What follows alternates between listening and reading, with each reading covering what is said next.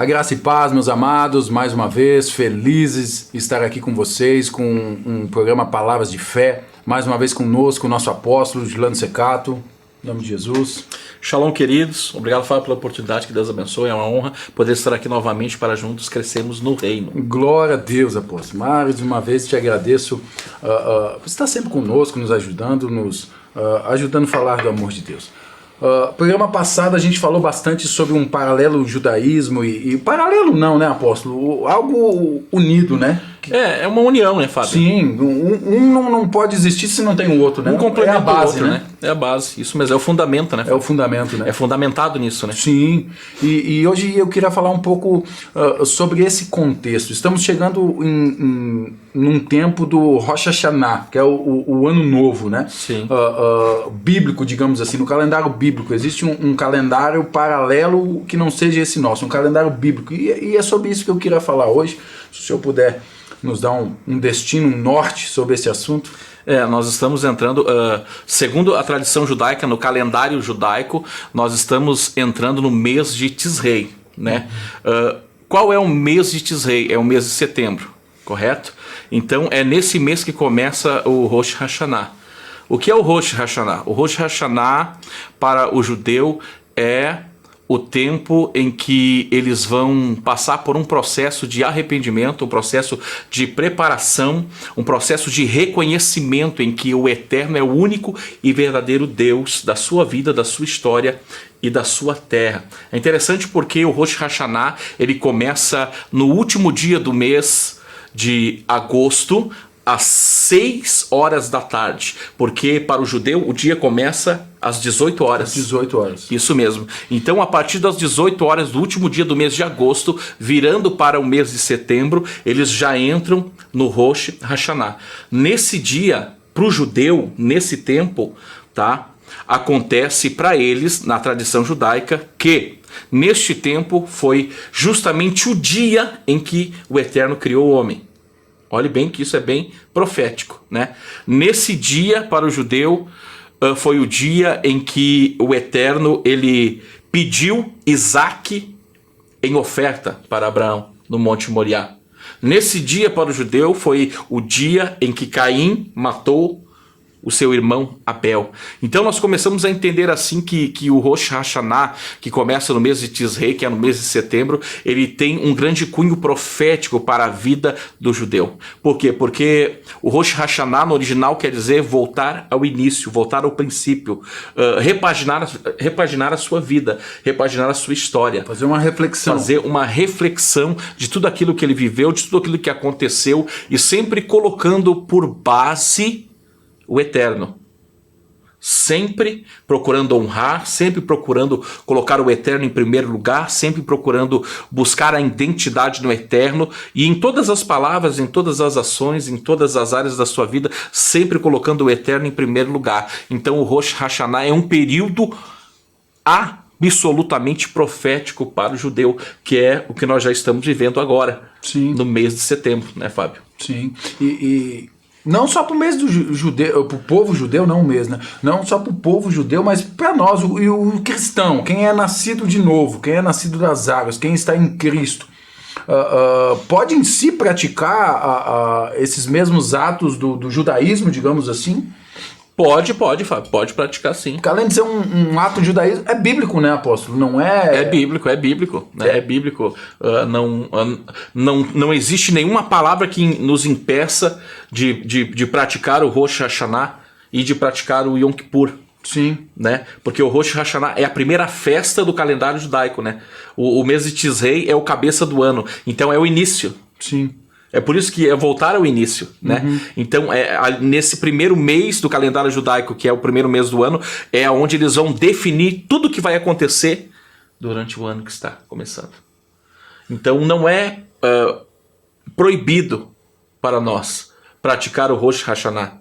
Se nós quisermos praticar o Rosh Hashanah, nós podemos praticar sim.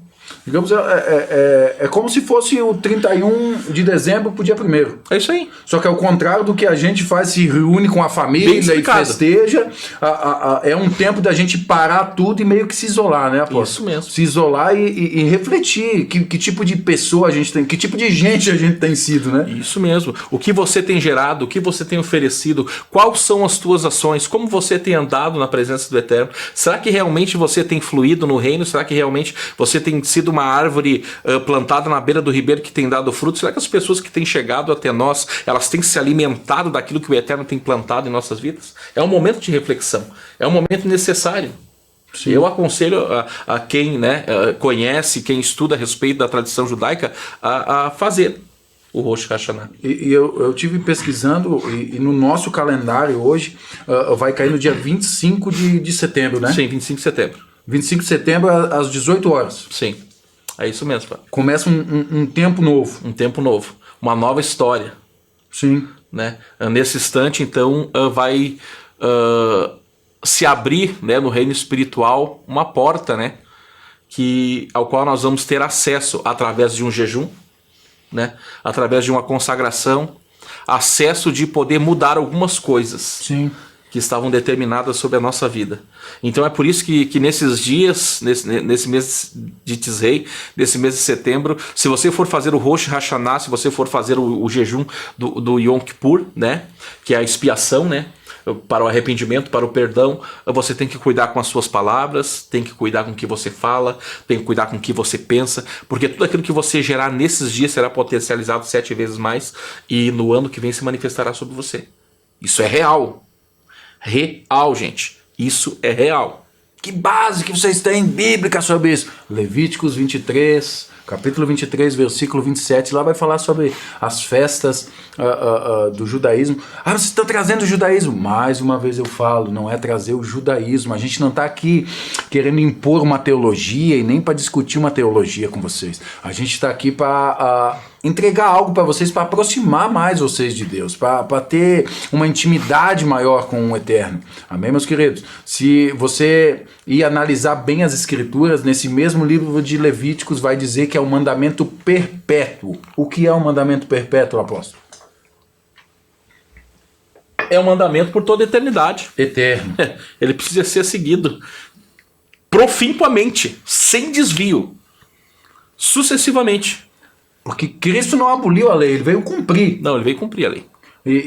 Então, para que a gente possa entender, tem algumas linhas de pensamento que dizem, Cristo cumpriu a lei, então a lei... Não, o cristianismo é o quê?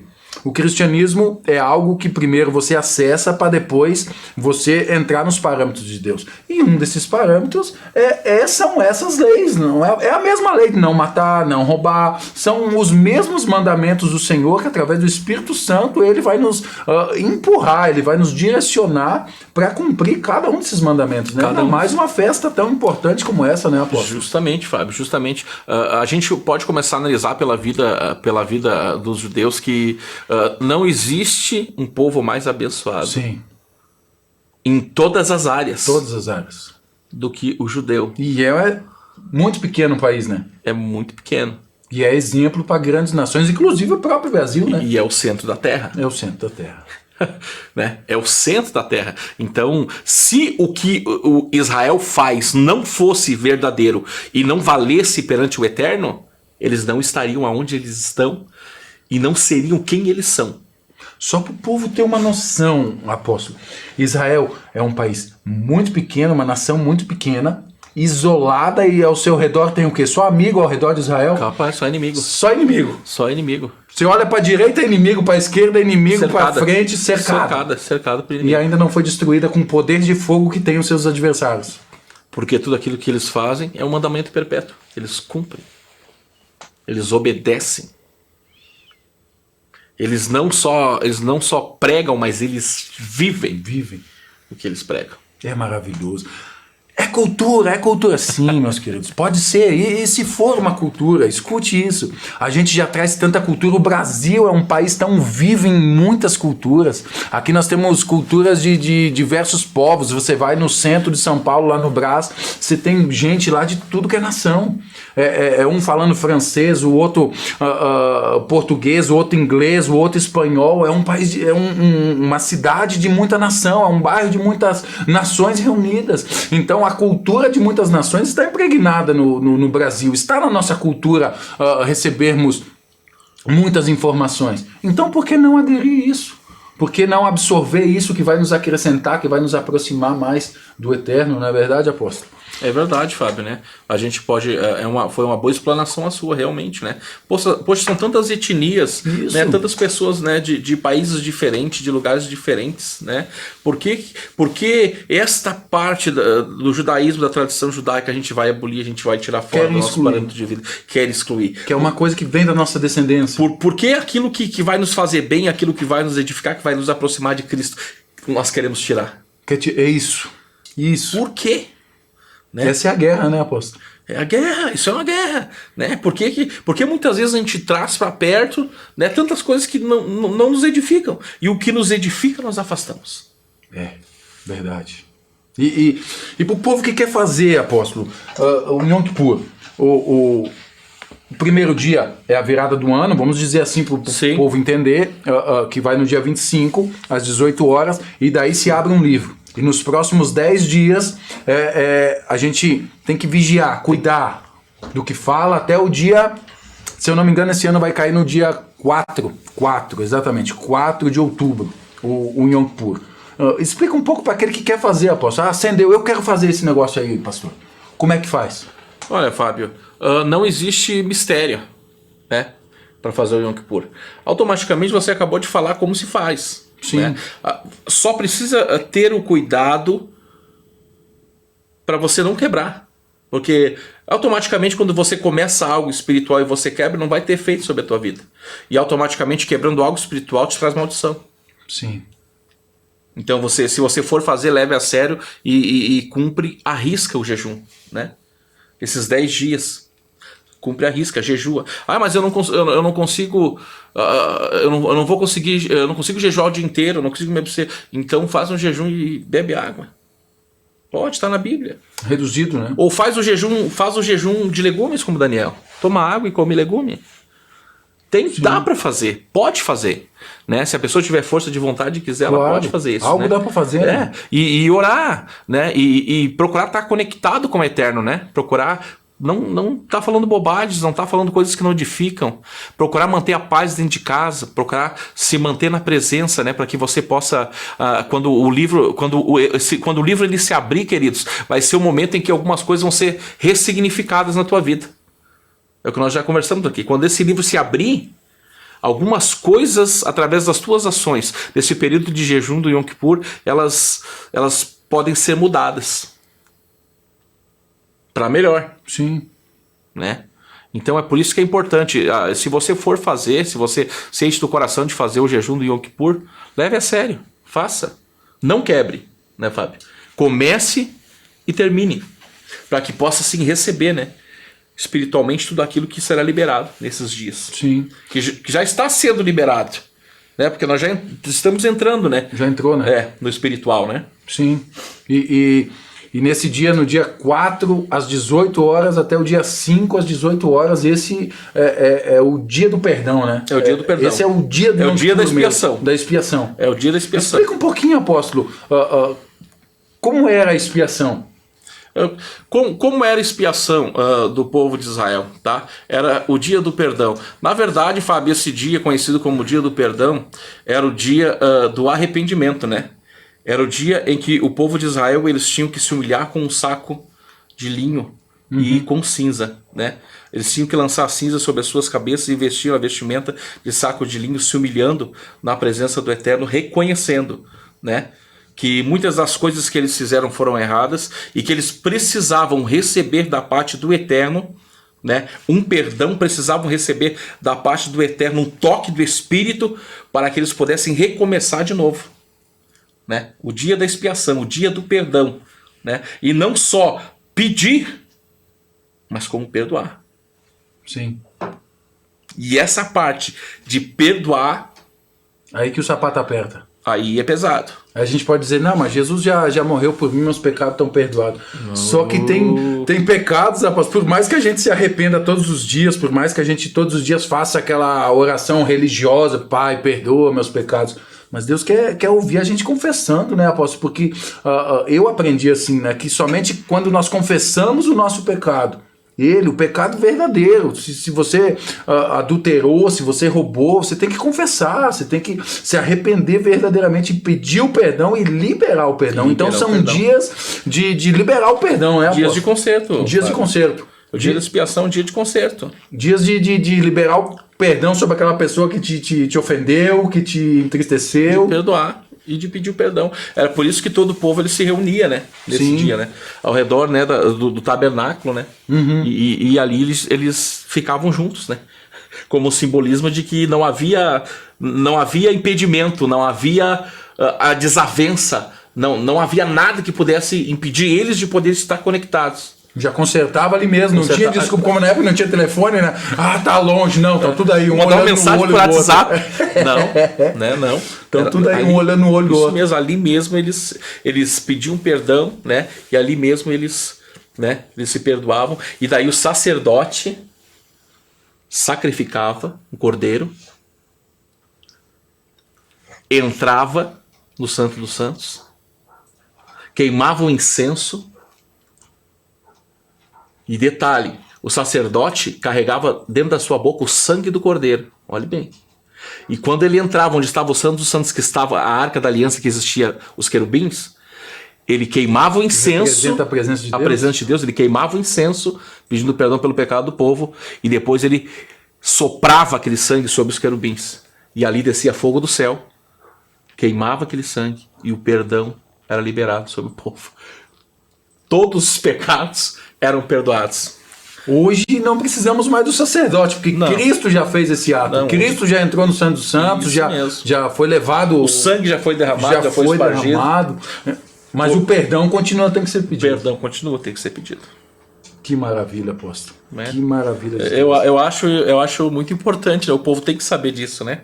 Com certeza, né? São chaves que eu tenho feito, apóstolo, nos últimos anos, e eu digo assim, ó, mudou a minha vida, mudou os níveis de intimidade que eu tenho tido com Cristo, aproxima a gente, é um tempo de afligir a alma, né? É um tempo de afligir a alma. Porque geralmente a gente pensa que tá bem, mas não, nesse período a gente aflige a alma e percebe que tem muita coisa que a gente cometeu erroneamente e acaba esquecendo, e a gente mesmo dá um jeitinho de botar um pano quente e esconder, mas ainda tem muita coisa errada que a gente fez que a gente esconde, né, apóstolo? E tu sabe que aí é profético quando o livro se abre, porque a Bíblia vai falar lá no livro de Apocalipse que naquele dia os livros serão abertos. Então tem mais de um livro, não é só o livro da vida, pô. Não, os livros serão abertos naquele dia, né? É interessante, então, quando a gente vai ali para Malaquias, capítulo número 13, versículo número 18, né, que diz que tudo aquilo que o seu servo fala, né, que tudo aquilo,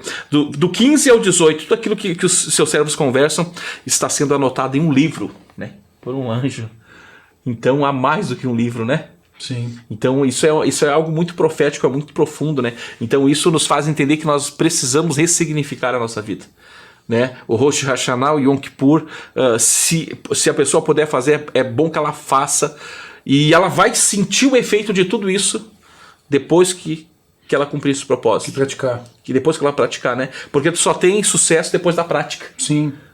A experiência, né? Tu não pode falar algo e nem criticar, né? Nem concordar e nem criticar. Se tu nunca viveu algo, tu não pode dar a sua opinião nesse quesito, né? Não pode. Não pode. Porque voltamos ao começo do programa passado, né? Somente com palavras vazias não vão surtir efeito. Não tem fundamentos. Não tem fundamentos. Não tem fundamentos, né? Então é por isso que a gente só prega o que a gente vive, né? Sim. Né? A gente só fala com a autenticidade daquilo que a gente já viveu, daquilo que a gente já praticou. Experimentou. Justamente, Fábio. Justamente. Então, né, é importantíssimo, né? E tu não vai falar um pouco desse shofar, hein? Vou falar do shofar. Tava esperando. Porque o Rosh Hashanah, a minha pronúncia é horrível, sangue de Jesus, mas Deus vai dar. Deus vai dar a graça. E é a festa das trombetas, né? São 3 festas seguidas, né? O Rosh Hashanah, a Yom Kippur e a festa dos tabernáculos, não é isso? Mesmo. São 3 festas seguidas que são muito significativas para o povo judeu, para o povo de Cristo, né?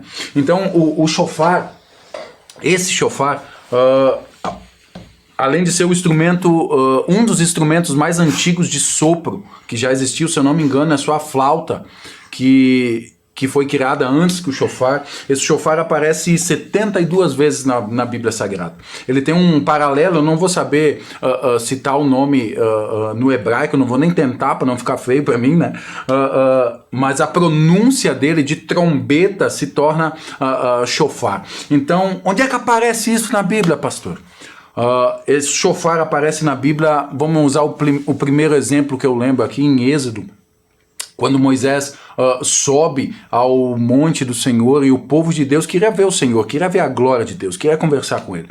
E a Bíblia fala que o monte se escureceu e voz de trovão e a trombeta tocava, ou seja, um zunido muito forte do shofar tocava. O povo ficou tão amedrontado que não quiseram mais se chegar à presença de Deus, apóstolo. E o que acontece? Quando ele toca o shofar, a boca de Deus libera os 10 mandamentos e uma série de decretos. Então o shofar representa o quê? Representa a boca de Deus. Esse shofar, ao ser tocado, ele representa que Deus vai falar algo, Deus vai liberar algo. Mas só isso, pastor? Não, o shofar também era usado, apóstolo, para liderar o exército. O exército, conforme os toques do shofar, eles eram liberados, o exército caminhava juntamente. O shofar também foi usado nas muralhas de Jericó, lá em Josué. Quando Josué rodeia as muralhas de Jericó, na 7ª volta deram 7 voltas e é tocado o shofar, o povo grita e as muralhas caem. Lógico, a obediência fez isso acontecer, mas o toque do shofar houve mais um rompimento. Adoração, né? Isso aí. O shofar representa adoração também. Porque quando Davi leva a arca, que representa a presença de Deus, de volta para Jerusalém, o que vem tocando à frente? Os salteiros, as trombetas, o shofar, isso adorando mesmo ao Senhor. O salmista no Salmo 98, versículo 6, vai dizer que ao tocar o shofar, nós estamos adorando o nosso rei, o rei de todos, o nosso rei eterno. E ao toque do shofar também, apóstolo, representa lá em 1 Tessalonicenses, capítulo 4, primeiro em diante, você lê lá, vai dizer sobre a volta de Cristo. A volta de Cristo também vai vir anunciado da trombeta, como diz lá em Isaías capítulo 27, versículo 3, salvo engano, que também vai falar do toque de shofar sobre a volta de Cristo. Então, resumindo para vocês, o toque do shofar é o quê? O toque do shofar traz um arrependimento. O toque do shofar traz um rompimento. O toque do shofar traz algo novo, traz uma esperança. Ao toque do shofar, nós podemos ter a esperança que o mundo que a gente está vivendo ainda pode existir um conserto. Então a dificuldade que nós estamos passando ao toque do shofar nos faz lembrar que através dele Deus pode falar, Deus pode mudar decreto, Deus pode romper e Deus virá buscar a sua noiva. Sim, a noiva lavada e remida, ele virá. Ao toque do shofar, tudo isso vai acontecer. E é isso aí, né, apóstolo? E algo tão profético, né, Fábio, né? E tão simples, né? Sim. E tá no nosso meio, né? E muitas vezes a gente não dá valor, né? Sim. A gente não agrega, né, aquilo que a gente vive, né, o espiritual, o ministério, né? Sim. E é uma coisa que eu creio que tem que estar presente, né? Com certeza. É um simbolismo profético, né? Tem um filho lá da comunidade. Quando eu toco ele durante o culto em adoração ao Senhor, ele diz, nossa, pastor, quando o Senhor toca, parece que Deus está me chamando para a guerra, Deus está me chamando para guerrear nas regiões celestiais. Porque é uma ativação nas pessoas, né, apóstolo? É uma liberação de decreto, é algo violento, mas temos que crer, né? Temos que crer que quando tocarmos o shofar, quando nós praticarmos as coisas que Cristo nos ensina a praticar através das Escrituras Sagradas, tudo que nós praticarmos nós temos que crer. A Bíblia diz, né, apóstolo? Quem crê verá a glória de Deus. Verdade, Fábio. Verdade, profético mesmo. Quem crê verá a glória de Deus. Muito boa tua explicação, muito boa mesmo. E Não tem. A gente não tem palavras, né? Não tem, para explicar o que Deus quer Espírito fazer. Santo, a graça, a profecia, a revelação, a profundidade, né, das Escrituras, o poder de Deus, perante a toda essa grandeza, perante, né, a todo nesse ser magnífico e eterno, esse Pai das luzes, né, Criador do universo, a gente fica sem palavras. Agora quando o Senhor estava falando, o Senhor me fez lembrar lá de Ezequiel 47. Porque tudo isso que a gente falou hoje depende de cada um de nós. E aí o Senhor me falou, é Ezequiel 47, né? Que fala das águas, né? Ou é 45? Acho que 47. Que vai nos tornozelos, vai no joelho, que fala do tamanho da profundidade que a gente quer descer Espiritual, no Espírito. né? Isso tudo que a gente falou depende da gente. O Senhor levou Ezequiel até a beira daquela água e molhou os pés ao tornozelo, depois pegou o cordão, mediu mais quanto? Mais 1000? Mais 1000 côvados. Pra frente. Uhum. Eu imagino o anjo falando, vem, você quer, vem. E isso aqui que a gente está falando é isso. Você quer entrar mais profundo nas coisas do reino, você quer mergulhar mais profundo na presença do Senhor, só depende de ti. Depende de nós, né?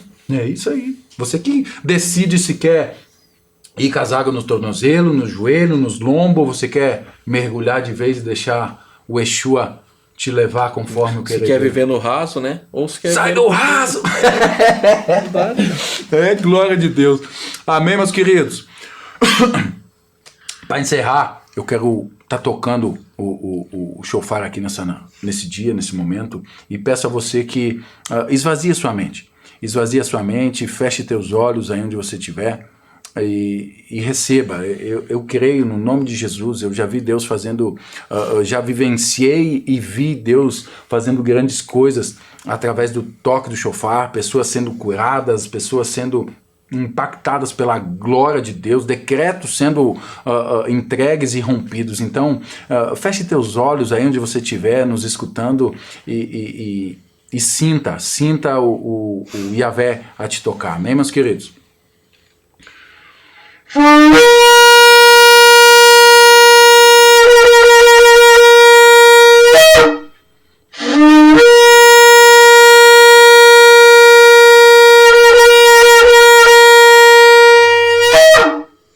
Amém, meus queridos? Que o Eterno abençoe cada um de vocês e derrame sobre vocês a liberação, um destravamento sobre a vida de vocês no nome de Jesus. Quer falar mais algo, apóstolo?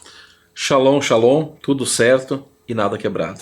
Eita, que o Eterno abençoe a todos. Glória a Deus. Até o próximo programa, que o Eterno te abençoe e derrame sobre ti a luz dele no nome de Jesus. Shalom, até a próxima.